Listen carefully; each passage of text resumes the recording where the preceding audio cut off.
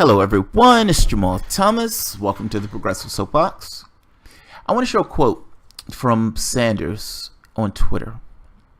It's a good quote and something I think I've talked about before, this idea of freedom. Like, what does it mean to be free? Not the cartoonish stuff that you see, like Republicans screaming freedom at the top of their lungs. But what does it actually mean to be free? Let's look at the quote. Are you truly free if you work 100 hours a week because you can't find a job with a living wage? Are you truly free if you have no health care? Think about that. Are you truly free if you work a job that you work 100 hours a week, maybe let's say like 2 jobs, because you can't find a living wage and you don't have health care? You've heard me make the argument before that what people call freedom and everything else is they have a choice between Coke and Pepsi. What does it mean to actually be free and to live in a free society?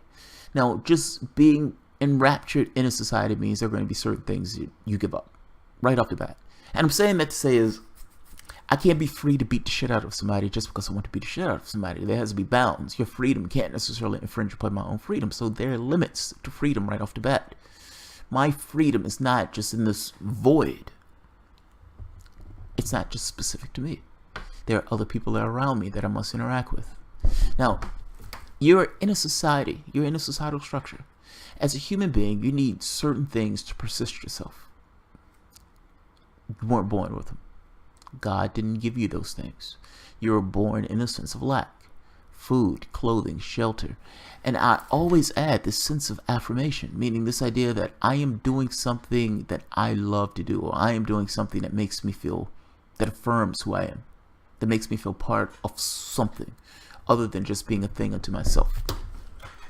Now, I would make the case that if you're working 40 hours a week, 50 hours a week at some plantation, at some job, most of your time and most of your energy has gone into putting money and resources and profits into someone else's pocket.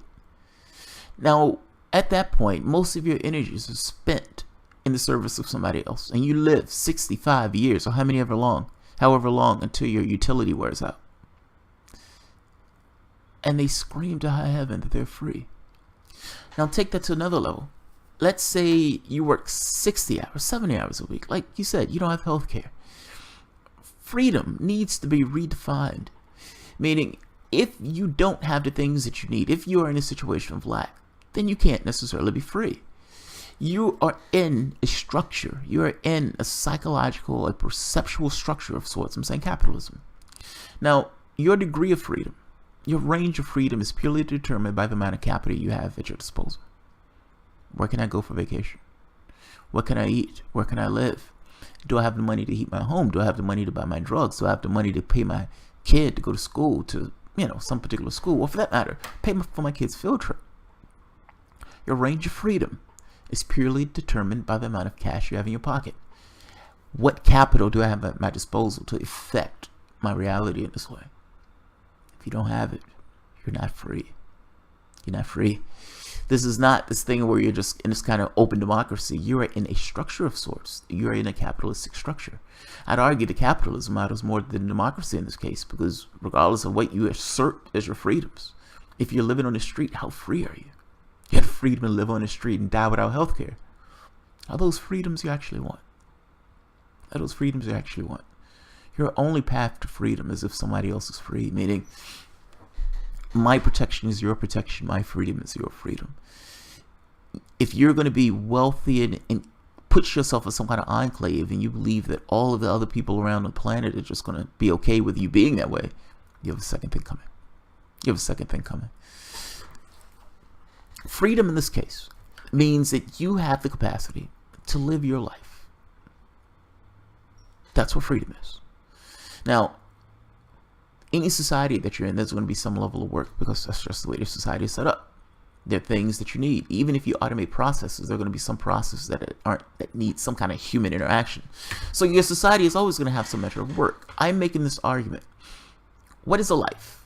If the totality of that life is spent doing something for somebody else completely alienated from your labor, You live your life just working for somebody else. You were able to choose your plantation, but it was a plantation nevertheless. A modern plantation, but a plantation nevertheless. That's not freedom. I'm sorry, that's not freedom. You're sold a bill of goods. Advertising tells you that it's freedom. It's not freedom. You're bought. You bought into something that wasn't true. Now, your society is set up, particularly for when you have half of the society that's living in poverty. Half, literally.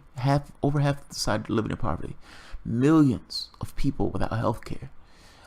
Many of these people, millions, opioid addiction and everything else, from the difficult lives that they have in this particular country. They've decimated the social safety net. They've convinced people that this idea of individualism, doing it all on your own, that government can only do bad things and if you should be a rugged individualist. These arguments are there for the capitalist class, the plutocrats. That sounds great for them because they're the ones with capital. So yes, for them, it is a certain level of freedom. If you have millions or billions of dollars in a bank, you're free as free can be. You can go anywhere you want. You can do, for the most part, whatever you want. If you want to wake up at 4 o'clock in the evening, you wake up at 4 o'clock in the evening. You'll be okay. Your life is pretty fucking cozy. Now, I'm just trying to make this distinction between these two things. When politicians are screaming freedom and justice, freedom and justice, freedom and justice, those speeches are not for you. Those speeches are not for you. If you so happen to pop your head into the plutocrat class, God bless. Good job. Then those speeches are for you. For the 99%, those aren't for you. That's for them. They are the only ones who can utilize the freedoms that these people are talking about. They're the only ones. When they're screaming tax cuts, it's not for you. You may get a few $100s back. They're getting back millions. When they scream freedom again, that's not for you.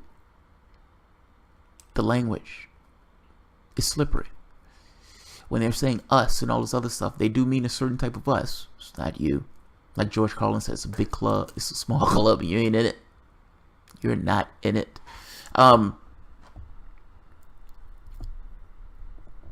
As a collective, as the 99%, I'd argue that there are some things that we should agree upon, just as a floor. This country is the richest on the planet. If you're a citizen of this country, you should have health care. Period. Period. We should have a floor. If you're a citizen of this country, you should be able to go to school when you want to go to school without $50,000 in debt. Western countries do it. We should be able to do it here. What does it mean for freedom? That's the point I'm getting at. Freedom needs to be defined or redefined, because ultimately the language that they use for the sense of freedom is not freedom at all. It's advertising to convince you that your country is just fucking awesome and your lifestyle is just fucking awesome. There's a difference in advertising versus the reality of the situation.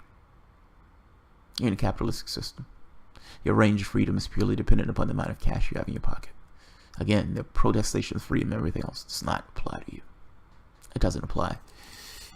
The conversation that we need to have in a sense of how can we allow people to be people?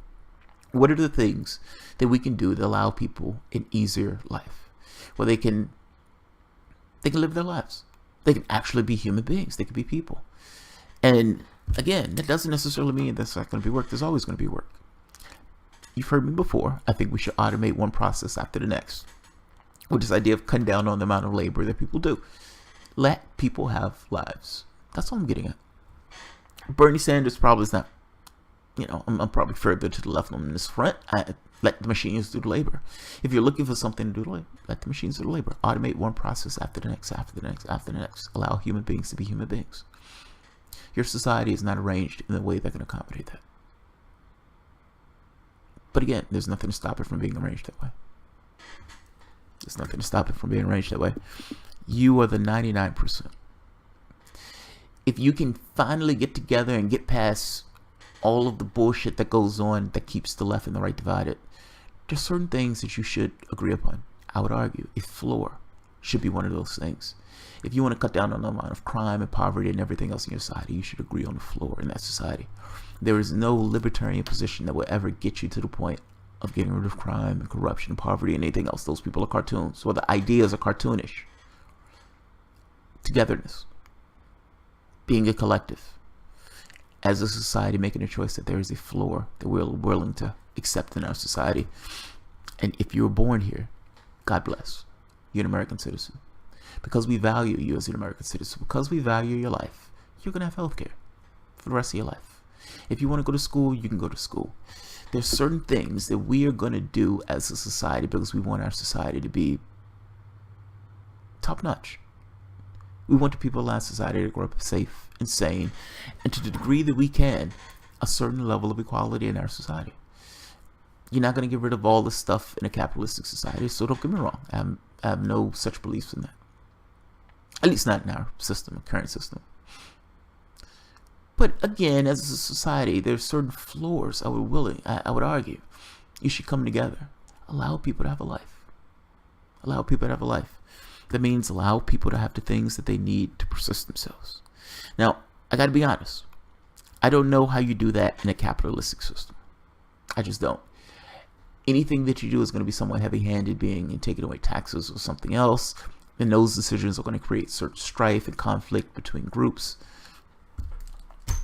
The problem is the model. The problem is the system. How do you change the system in a way that would allow it? I have no idea. I would say this, though, just from a citizenry standpoint. As a 99%, you are always vulnerable. You're always vulnerable. It seems to make good sense to do stuff to cut down on the vulnerability. They do it in other nations. You should be able to do it here. Particularly since we outstripe the amount of cash that we make in this nation in spades compared to, we outstripe those nations in regards to the amount of income we make in this country. So, I will leave it at that. I like this quote, man. I like this quote. I like this idea of seeing Sanders talking like I talk. Granted, he's talking about 100 hours. I'm talking about 40 or 50. Still, the language is similar. I like it. I like it. Alright guys, if you enjoy the content, feel free to share, like, subscribe, and of course, you can always support the Patreon. Thanks everyone.